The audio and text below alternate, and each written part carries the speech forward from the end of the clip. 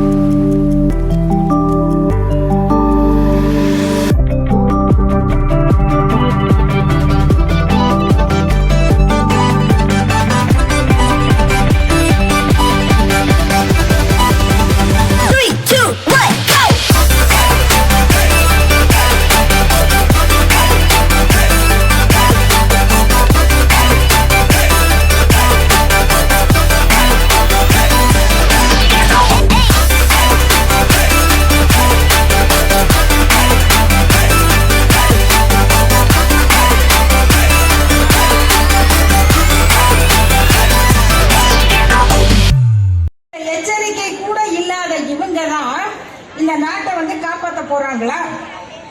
நாம சொல்ல வேண்டாங்க. ஜம்மு காஷ்மீர் மாநிலத்தினுடைய கவர்னரா இருந்தவர் சொல்றாரு ஒரு செய்தி. என்ன? 2019ஆம் ஆண்டு பிப்ரவரி மாசம் 14ஆம் தேதி பிப்ரவரி மாசம் 14ஆம் தேதி இந்த சங்கி எல்லாம் ஒரு வேலை பார்ப்பாங்க. என்ன? யாராவது பையனும் பொண்ணும் பேசிக்கிட்டு போறாங்களா? அவங்கள பிடிச்சி கல்யாணம் பண்ணி வைக்கிறது. யாராவது காதலர்கள் கை கோத்துக்கிட்டு நடந்தா அவங்கள போய் அடிக்கிறது, அவங்கள கழுதைக்கு கட்டி வைக்கிறது. இந்த மாதிரி இவங்க முக்கியமான வேலை பார்த்துக்கிட்டு இருந்த அந்த பிப்ரவரி 14ஆம் தேதி ஜம்மு காஷ்மீர் ஸ்ரீநகர் ஹை ரோட்ல போய்கொண்டிருந்த 40 இந்திய ராணுவ வீரர்கள், பாதுகாப்பு படை வீரர்கள் ஒரே வண்டியில போறாங்க. அந்த வண்டி தற்கொலை படை தாக்குதலுக்கு ஆளாகி 40 பேர் கொல்லப்பட்டாங்க. இந்தியாவில் இதுவரைக்கும் இந்திய வீரர்கள் 40 பேர் இப்படி கொல்லப்பட்டது செய்தியே கிடையாது. அது நடந்தது பிஜேபியினுடைய ஆட்சியில தான். நீங்களா இந்த நாட்டை காப்பாற்ற போறவங்க? உங்களால இந்த நாட்டில் யாருக்காவது பெருசா பேசுவாங்க பேட்டி பச்சாவோ. என்னங்க பேட்டின்னா புரியுது. பெண்கள் பாதுகாப்பா, பெண்கள் பாதுகாப்புன்னு ஒரு வீடியோ போடுறாங்க. என்னது? மணிப்பூர்ல 2 பெண்களை முழு நிர்வாணமாக்கி ஒரு 100-200 பேர் அவங்கள தாக்கி தெருவில் இழுத்துக்கிட்டு போறாங்க. இந்த வீடியோ தாங்க இந்தியாவினுடைய அதிகமாக வெளிநாட்டில் பார்க்கப்பட்ட வீடியோ.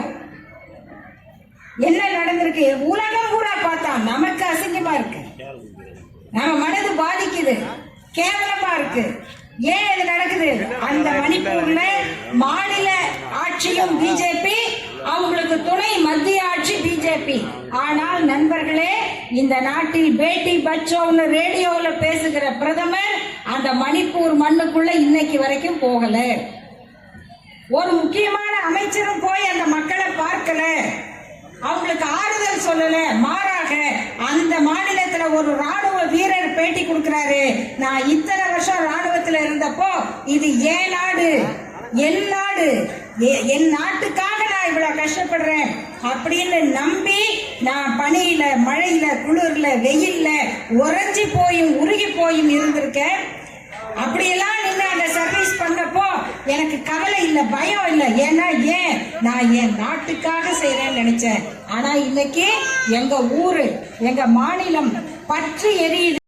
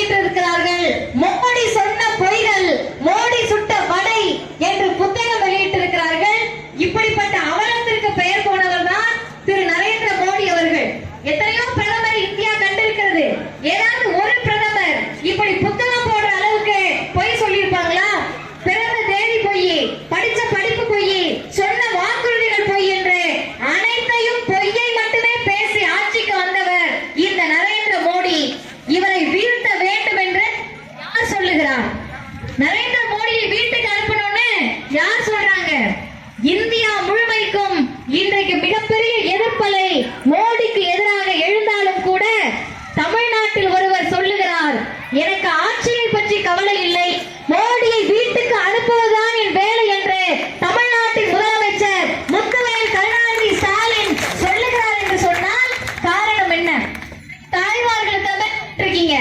பேசக்கூடிய நான் ஒரு பெண் வழக்கறிஞர்.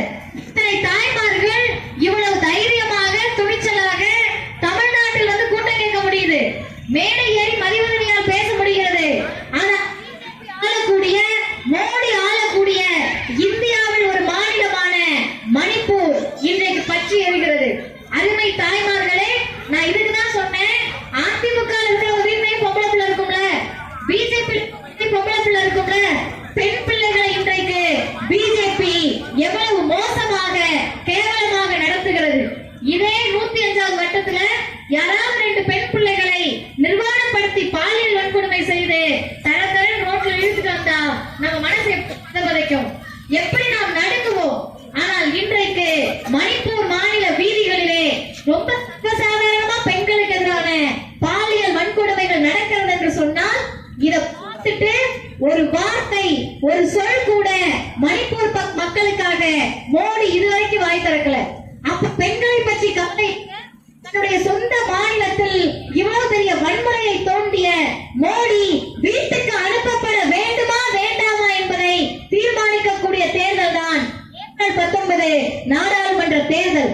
அருமை தாய்மார்களே, பெரியோர்களே, தமிழ்நாட்டில் எவ்வளவு பாதுகாப்பு வாழ்றோம் தெரியுமா? இன்னைக்கு இந்த பேர் வந்திருக்கீங்க, பெட்டி கடை வச்சிருக்காங்க, மளிகை கடை வச்சிருக்காங்க, சிக்கன் கடை வச்சிருக்காங்க, டீ கடை வச்சிருக்காங்க, மெடிக்கல் ஷாப் வச்சிருக்காங்க, சின்ன சின்ன கடை இருக்கு. இந்த கடையை வைத்திருக்கக்கூடிய பெற்றோர்களுக்கு அதிகபட்ச ஆசை என்னவா இருக்கும்? சென்னையிலேயே திருமங்கலத்துல அண்ணா நகர்ல பெரிய அபார்ட்மெண்ட் கட்டிடணும்னா, மிகப்பெரிய கோடீஸ்வரர் ஆகணும்னா, பணக்கார ஆகணும்னா, அதெல்லாம் எதுவும் இல்ல. மோடி ஆட்சியில நினைச்சாலும் முடியாது. அப்ப நம்ம அதிகபட்ச ஆசை என்னமா? நான் படிக்கல, என் பிள்ளைய படிக்க வைக்கணும் தானே உங்க எல்லாரோட ஆசை அதுதானமா? அப்ப என் பிள்ளைய படிக்க வைக்கணும்னு நினைச்சா நீங்க எல்லாம் உங்க பிள்ளைய படிக்க வைக்கலாமா? பிற்படுத்தப்பட்ட மிகவும் பிற்படுத்தப்பட்ட பட்டியலின பழங்குடியின பிசி எம்டிசி எஸ்சி வீட்டு பிள்ளைகள்லாம் படிக்க கூடாதுன்னு சொல்லி இந்த பாசிச மோடி கொண்டு வந்த திட்டம் தான் புதிய கல்விக் கொள்கை. நான் சுருக்கமா சொல்றேன், ஒரு அக்கா ஒரு குட்டி பாப்பாவை தூக்கி வச்சு நிக்கிறாங்கல்ல, சின்ன பையன் சேர்ல உட்கார்ந்து இருக்காங்கல்ல, அவங்களுக்கெல்லாம் அடுத்த வருஷமோ இன்னும் 2 வருஷத்துலயோ பொது தேர்வு பப்ளிக் எக்ஸாம். 8 வயசு 11 வயசு 13 வயசு குழந்தைகள், இந்த பிஞ்சு குழந்தைகள் எப்படி பப்ளிக் எக்ஸாம் எழுத முடியும்? கொஞ்சம் நீங்க ஆழமா யோசிச்சு பாருங்க. ஒரு அரசு இருக்குன்னு சொன்னா அந்த அரசுடைய கடமை என்னவா இருக்கணும்? எப்படியாவது உங்க பிள்ளைகளுக்கு அவங்க மக்களுக்கு கல்வியை கொடுப்பதுதான ஒரு அரசினுடைய வேலை. ஆனா அதை விட்டுட்டு என்னுடைய நாட்டில் பிற்படுத்தப்பட்ட மிகவும் பிற்படுத்தப்பட்ட ஒடுக்கப்பட்ட மக்கள் படிக்க கூடாது என்று புதிய கல்விக் கொள்கையை மோடி கொண்டு வந்தார். இன்னொரு பக்கம் என்ன தெரியுமா சொல்றாங்க? இந்தியா கூட்டணி வெற்றி பெற்றால் திராவிட முன்னேற்ற கழகத்தினுடைய தலைவர் தளபதி ஸ்டாலின் சொல்லுகிறார், காங்கிரஸ் இயக்கத்தினுடைய இளம் தலைவர் ராகுல் காந்தி சொல்லுகிறார், இந்தியா கூட்டணி வெற்றி பெற்றால் புதிய கல்விக் கொள்கையை ஒழித்தே தீர்வோம் என்று இந்தியா கூட்டணி என்று சொன்னால் நமக்கான ஆட்சி எது, நமக்கான தலைவர் யார் என்பதை நீங்கள் முடிவு செய்ய வேண்டும். அருமை தாய்மார்களே, நீங்க ரொம்ப சாதாரணமாக பிஜேபி நடத்தக்கூடாது. வாக்காளர் பெருமக்களே, ஏப்ரல் 19ஆம் தேதி வாக்குச்சாவடிக்குள்ள போறப்ப நிறைய சின்னங்கள் இருக்கும். இன்னைக்கு இளைஞர்கள் வாட்ஸ்அப் பேஸ்புக் எல்லாம் பார்த்து, ஓ இவர் வந்தா அதை செஞ்சிருவாரோ, அவர் வந்தா இதை செஞ்சிருவாரோன்னு நினைக்கலாம். ஆனால் உண்மையாகவே தமிழ்நாட்டிற்கு, தமிழ் மண்ணிற்கு, தமிழர்களுக்கு அதிகம் செய்தது யார்? இன்றைக்கு இத்தனை தாய்மார்கள் உட்கார்ந்து இருக்கோம்னா இங்க எல்லாம் கேட்டு முடிச்சுட்டு வீட்டுக்கு போய் நீங்க தானே சமைக்கணும், பாத்திரத்தை நீங்க தானே கழுவணும், யாராவது கழுவி வச்சிருப்பாங்களா? ஒண்ணும் கிடையாது. எப்ப வருவீங்க, இட்லி ஊத்துவோம் தோசை ஊத்துவோம் காத்துட்டு இருப்பாங்க. அப்ப தமிழ்நாட்டு பெண்களுடைய நிலை மட்டுமல்ல, உலக அளவில் பல நாடுகளிலும் பெண்களுடைய நிலை அதுதான். ஆனா உலக நாடுகளில் எந்த நாடோ, எந்த பிரதமரோ, எந்த முதலமைச்சரோ ஐயோ எங்களுடைய பெண்கள் இப்படி பாதிக்கப்படுறாங்களேன்னு கவலைப்படல. ஒரே ஒரு முதலமைச்சர் தான் கவலைப்பட்டார். காலையில 5 மணில இருந்து 11 மணி வரைக்கும் வியர்வை சிந்தி வீட்டு வேலை பார்த்தா எங்க அக்காவையும் எங்க அம்மாவையும் என் சித்தியும் பெரியம்மாவையும் தங்கச்சியும் பார்த்து என்ன சொல்றாங்க? சும்மா இருக்காங்க. சும்மாவா இருக்கும்? சும்மா இருக்கன்னு சொல்லி நம்முடைய உழைப்பை சுரண்டிய போது ஒரே ஒரு முதலமைச்சர் தான் சொன்னார், நான் இதை முதல்வராக தரவில்லை, சகோதரனாக தருகிறேன். மாதம் 1000 ரூபாய் கலைஞர் மகளிர் உரிமை தொகையை என்னுடைய சகோதரிகளுக்கு தருகிறேன் என்று சொன்ன முதலமைச்சர் முத்துவேல் கருணாநிதி ஸ்டாலின். இன்றைக்கு நேற்றைக்கு பெய்த மழையில் முளைத்த காலங்கள் எல்லாம் கலைஞர் மகளிர் உரிமை தொகையை பத்தி பேசுறாங்க. ஆனால் இங்க இருக்கக்கூடிய தாய்மார்கள் உழைப்பை மட்டும் நம்பி இருக்கக்கூடியவர்கள், இங்க இருக்கக்கூடிய வாக்காளர் பெருமக்கள் உழைப்பை மட்டும் நம்பி இருக்கக்கூடியவர்கள். அடுத்தவர்கள் பிழைப்பில் உயிர் வாழக்கூடியவர்களுக்கு அது வெறும் 1000 ரூபாயாய் தெரியும். நம்முடைய உழைப்பில் வாழக்கூடிய இந்த மக்களுக்கு தான் அதனுடைய மிகப்பெரிய அற்புதமான திட்டம் என்பதை தாண்டி இது வெற்று தாள் அல்ல. மகளிருடைய சுயமரியாதை தான் கலைஞர் மகளிர் உரிமை தொகை என்பதை நிரூபித்தவர் தமிழ்நாட்டின் முதலமைச்சர். அருமை சகோதரர்களே, சகோதரிகளே, வாக்காளர் பெருமக்களே, இன்னைக்கு உலக அளவுல பட்டினியாக இருக்கக்கூடிய நாடுகளுடைய பட்டியல் எடுத்தாங்க. நான் சுருக்கமா சொல்றேன். மோடி வந்துட்டாருன்னா எல்லாத்தையும் நிமித்திடுவாரு, மோடி வந்துட்டாருன்னா எல்லாமே வளர்ந்துரும் சொன்னாங்கல்ல. மோடி ஆட்சியில் என்ன தெரியுமா வளர்ந்துருக்கு? பசி பட்டினி வளர்ந்துருக்கு. மோடி ஆட்சியில் என்ன தெரியுமா வளர்ந்துருக்கு? வறுமை வளர்ந்துருக்கு. மோடி ஆட்சியில் என்ன தெரியுமா வளர்ந்துருக்கு? ஊழல் வளர்ந்துருக்கு. மோடி ஆட்சியில் யார் தெரியுமா வளர்ந்துருக்காங்க? அம்பானியும் அதானியும் வளர்ந்துருக்காங்க.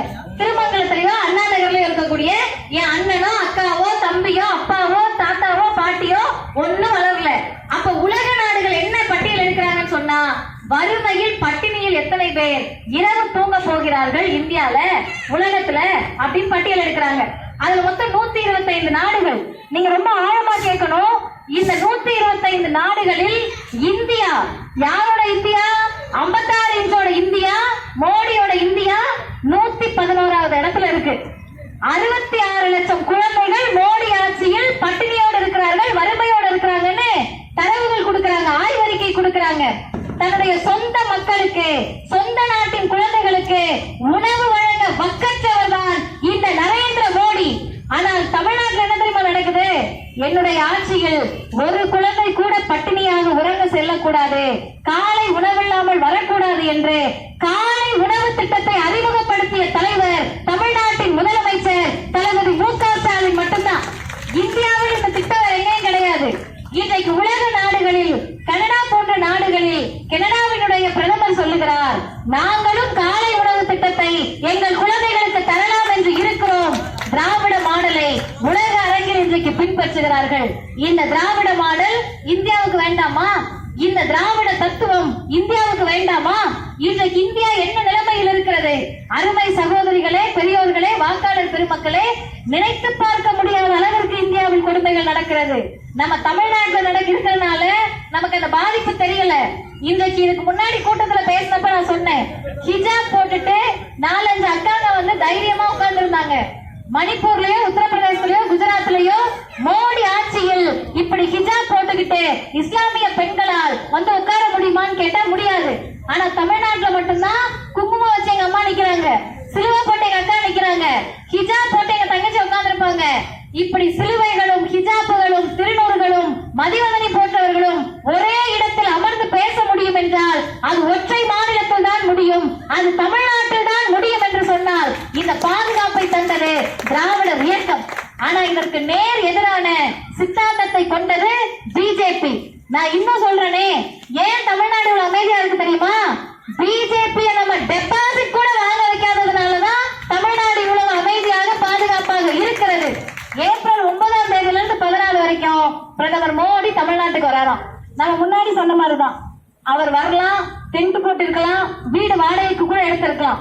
ஆனால் தமிழ்நாட்டு மக்கள் அறிவாளிகள், தமிழ்நாட்டு மக்கள் நன்றியுடைய மக்கள், தமிழ்நாட்டு மக்கள் பகுத்தறிவு உடையவர்கள். திரும்ப ஒரே ஒரு கேள்விதான தமிழ்நாட்டு மக்கள் கேட்பாங்க, மிகப்பெரிய வெள்ளம், யாராவது வெள்ளத்தை மறந்துருப்பீங்களா? எவ்வளவு பெரிய மழை, முதல் ஃப்ளோர் வரைக்கும் தண்ணி நின்னுச்சு, தத்தளித்தோம். அண்ணா நகர் பகுதி, திருமங்கலம் பகுதி, இந்த 105வது வட்டம்லாம் மிகப்பெரிய அளவில் பாதிக்கப்பட்டது. நாம் பாதிக்கப்பட்ட போது நம்மோடு துறை நின்றது திராவிட முன்னேற்ற கழகமும் நம்முடைய மாண்புமிகு முதலமைச்சரும் தானே. பிரதமர் மோடி என்ன பண்ணாரு? வந்து பார்க்கல, சரி வந்து பார்க்கல விடு, நீ மணிப்பூருக்கே போற, தமிழ்நாட்டுக்கு எப்படி வருவ, அதை விட்டுருங்க. காசு கேட்டமா இல்லையா? தமிழ்நாடு தத்தளிக்கிறது, சென்னை மிதக்கிறது, தென்காசி மிதக்கிறது, தூத்துக்குடி மிதக்கிறது, கன்னியாகுமரி மிதக்குது. வெள்ள பாதிப்புக்கு எங்களுக்கு நிவாரண தொகை வேணும்னு கேட்டோம். நிவாரண தொகை யார் காசை கேட்டோம்? மோடி காசை கேட்டோமா? அமித்ஷா காசை கேட்டோமா? நிர்மலா சீதாராமன் காசை கேட்டோமா? நம்ம வரி பணத்தை கேட்டோம். அதுக்கும் மோடி என்ன சொல்லிட்டாரு? தர முடியாதுன்னு சொல்லிட்டாரு. அப்ப நம்முடைய தமிழ்நாட்டின் முதலமைச்சர் என்ன கேட்கிறாருன்னா, பெருவெள்ளத்தின் போது எங்கள் மக்கள் பாதிக்கப்பட்ட போது வராத மோடி, ஓட்டு கேட்க வந்தீங்கன்னா உங்களுக்கு வாக்களிப்பதற்கு தமிழ்நாட்டு மக்கள் முட்டாள்கள் கிடையாது, உங்களை டெபாசிட் கூட வாங்க வைக்க மாட்டோம் என்பதுதான் தமிழ்நாட்டு மக்களுடைய குரலாக இருக்கிறது. அருமை வாக்காளர் பெருமக்களே, இந்த மத்திய சென்னை நாடாளுமன்ற தொகுதியினுடைய வெற்றி வேட்பாளர் அண்ணன் தயாநிதி மாறன் யார் தெரியுமா? இப்படிப்பட்ட பெருவெள்ளத்தில் நமக்கு காசு கொடுக்காம ஓடி இருந்த போது நாடாளுமன்றத்தில் மிகப்பெரிய அளவிலே உங்க அப்பா வீட்டு காசையா நாங்க கேட்கிறோம் என்று நமக்காக குரல் கொடுத்தவர் அண்ணன் தயாநிதி மாறன் அவர்கள். அது மட்டுமல்ல தோழர்களே, தமிழ்நாட்டு மக்களுடைய பிரச்சனைகளை தொடர்ந்து நாடாளுமன்றத்தில் ஒழிக்கக்கூடியவராக அண்ணன் தயாநிதி மாறன் அவர்கள் இருக்கிறார். இப்படி நமக்காக நமது குரலாக இருக்கக்கூடிய திராவிட முன்னேற்ற கழகத்தை, அண்ணன் தயாநிதி மாறனை, உதயசூரியன் சின்னத்தை பல லட்சக்கணக்கான வாக்கு வித்தியாசத்தில் வெற்றி பெற செய்வோம் என்பதை நீங்கள் உறுதியேற்க வேண்டும். இறுதியாக ஒன்றை சொல்லி முடிக்கிறேன். ஏப்ரல் 19ஆம் தேதி நீங்கள் வாக்குச்சாவடிக்கு போகின்ற போது நிறைய சின்னங்கள் இருக்கும். ஆனால் அதில் ஒரே ஒரு சின்னம் மட்டும்தான், உதயசூரியன் சின்னம் மட்டும்தான். நமக்கான கலைஞர் மகளிர் உரிமை தொகையை கொடுத்த சின்னம் அந்த உதயசூரியன் சின்னம் மட்டும்தான். நம் பிள்ளைகளுக்கு காலை உணவு திட்டத்தை கொடுத்த சின்னம் அந்த உதயசூரியன் மட்டும்தான். நம் பிள்ளைகளுக்கு, பெண் பிள்ளைகளுக்கு புதுமை பெண் திட்டத்தை கொடுத்த சின்னம் அந்த உதயசூரியன் சின்னம் மட்டும்தான். நம்முடைய ஆண் பிள்ளைகளுக்கு தமிழ் புதல்வன் திட்டத்தை கொடுத்த சின்னம். இன்னும் சொல்ல வேண்டும் என்றால் அந்த உதயசூரியன் சின்னம் மட்டும்தான். தலைகீழாக நின்று தண்ணீர் குடித்தாலும் பாசிசமும் மதவாதமும் பிஜேபியும் மோடியும் தமிழ்நாட்டில் காலூன்ற முடியாது என்று சொன்ன முத்துவேல் கருணாநிதி ஸ்டாலின் அவர்களுடைய சின்னம். அந்த சின்னத்திற்கு வாக்களித்து அண்ணன் தயாநிதி மாறன் அவர்களை பெருலட்சம் கணக்கான வாக்கு வித்தியாசத்தில் வெற்றி பெற செய்வீர். நன்றி, வணக்கம்.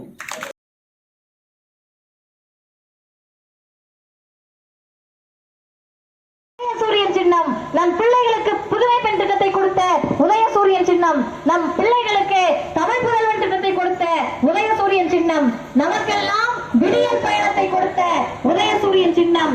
இன்னும் சொல்ல போனால் மோடி மட்டுமல்ல, எந்த பாசிசத்திற்கும் தமிழ்நாட்டில் இடமில்லை என்று சொல்லக்கூடிய முத்துவேல் கருணாநிதி ஸ்டாலின் கொடுத்த அந்த உதயசூரியன் சின்னத்திற்கும் அவரால் அடையாளப்படுத்தப்பட்ட அண்ணன் தயாநிதி மாறன் அவர்களுக்கும் லட்சக்கணக்கான வாக்கு வித்தியாசத்தில் அவரை வெற்றி பெற செய்வதுதான் உடன்பிறப்புகளாக இருக்கக்கூடிய நம்முடைய கடமையாக இருக்கும். இஸ்லாமிய பெருமக்களே, இந்துக்களே, கிறிஸ்தவர்களே, நீங்க யாராலும் இருக்கலாம், பிஜேபியில கூட இருக்கலாம். ஆனால் வாக்குச்சாவடிக்கு செல்கிற போது உங்கள் பெண் பிள்ளைகளை நீங்கள் மனதில் நினைத்தால் நீங்கள் வாக்களிக்கக்கூடிய ஒரே சின்னம் உதயசூரியனாக மட்டும்தான் இருக்கும் என்று சொல்லி முடிக்கிறேன். நன்றி, வணக்கம்.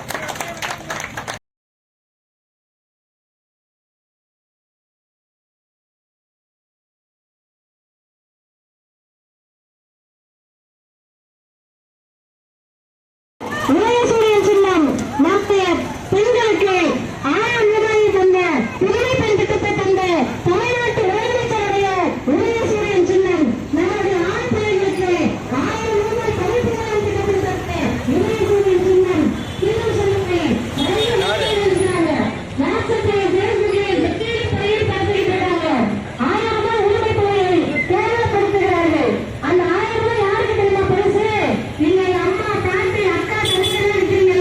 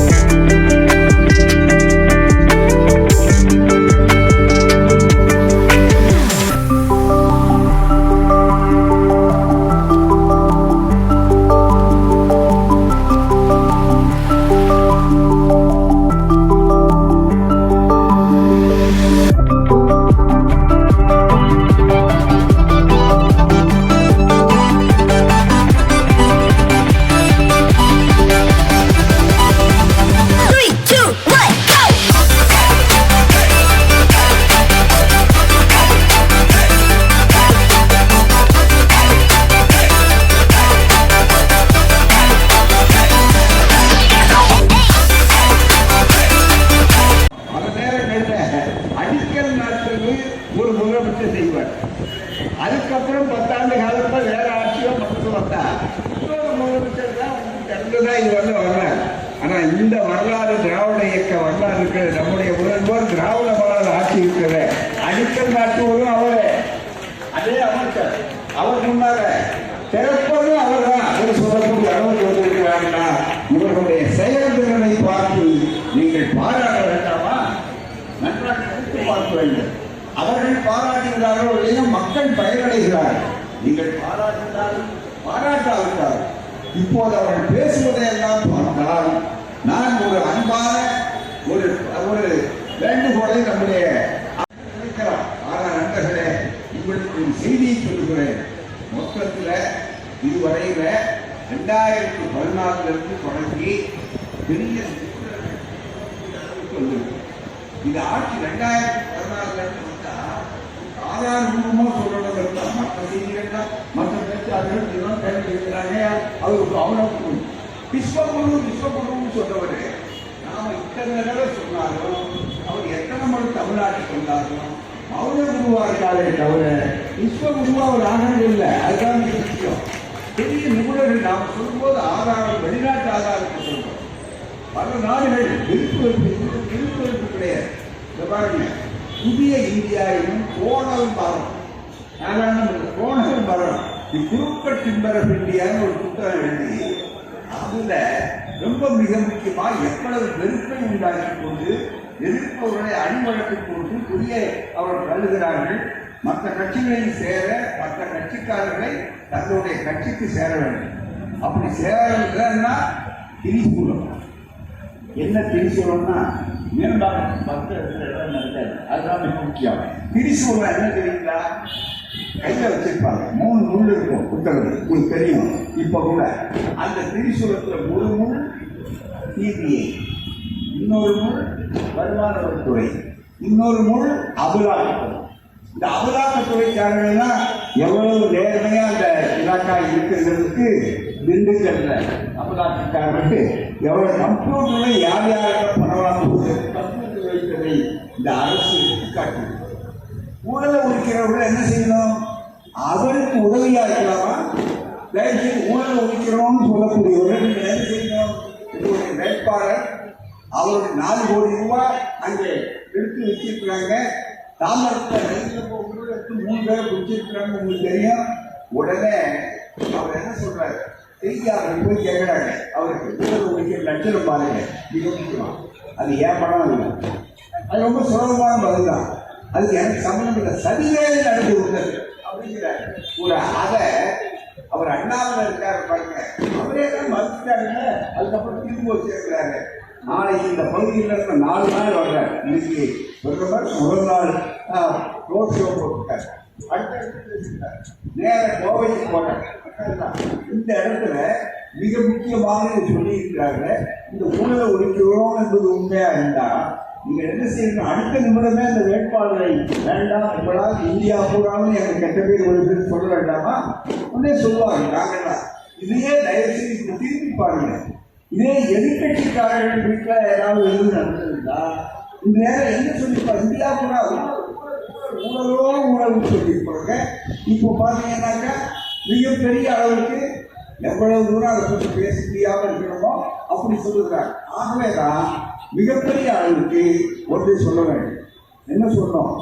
4 இந்தியா முழுவதும் நீங்கள் வெற்றி பெற்றால்தானே ஆட்சி அமைச்சர் முதல்ல சொன்னார். 400 பேர் இருந்தார். இப்போ அது இல்லை. ஏன் இத்தனை முறை அவர் வருகிறார்? அது மட்டும் இல்லை, எங்கே பேசினாலும் நம்முடைய தமிழகம் முதல்வருடைய ஆட்சி அவருக்கு அச்சுறுத்துறார். மிக முக்கியமாக அச்சுறுத்துறார். 2 பேரை பார்த்துதான் அவர் ரொம்ப அதிகமான 2 பேரை பார்த்துதான் ரொம்ப கவனமா அவர் உச்சகட்டத்தில் எரிச்சல் ஒரு பக்கம், பயம் ஒரு பக்கம் இது இருக்காரு. ஒன்று நம்முடைய ஒப்பற்ற முதல்வர் எடுத்துக்காட்டு முதல்வர் ஸ்டாலின் அவர்கள், இன்னொன்று ராகுல். அவர் எந்த அளவுக்கு ஒரு வழக்க போட்டு அவருக்கு தகுதி 3 ஆண்டுகள் கொடுத்து தகுதி நீக்கம் செஞ்சு அதுக்கப்புறம் 24 மணி நேரத்துக்குள்ள அவர் குடியிருந்த வீட்டை நோட்டீஸ் போட்டு காலி பண்ணாங்க. 24 மணி நேரத்துக்குள்ள பழிவாங்கும் அரசியல் என்று சொன்னால் இது நீடிக்கலாமா? இது நபர்கள் முக்கியவர்கள். நாளைக்கு எங்களுக்கு வரும், உங்களுக்கு வரும்.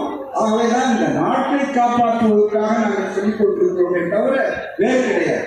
இதுவரையில எழுதினார் இந்த புத்தகத்துல ஒரு பகுதி எழுதினார். இந்த நாட்டில் எவ்வளவு ஒரு தொழிலை செய்தார் என்றால் இந்த சிதைவுகளும் முரண்பாடுகளுக்கு காரணம் ஜனநாயகத்தில் மொத்த வாக்குகளில் 37% மட்டுமே பெற்று இன்றைக்கு ஆட்சியில் இருக்கும் கட்சி